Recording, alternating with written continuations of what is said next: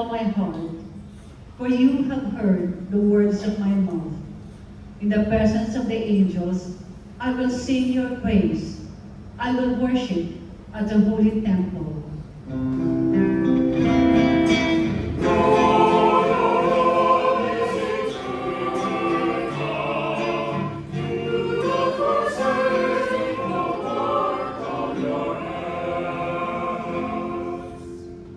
I will give thanks to your name because of your kindness and your truth.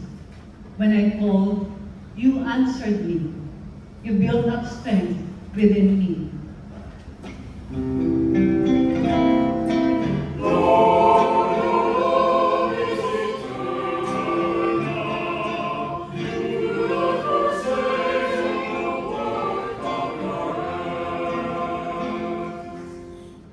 The Lord is exalted, yet the lowly he sees, and the proud he knows from afar.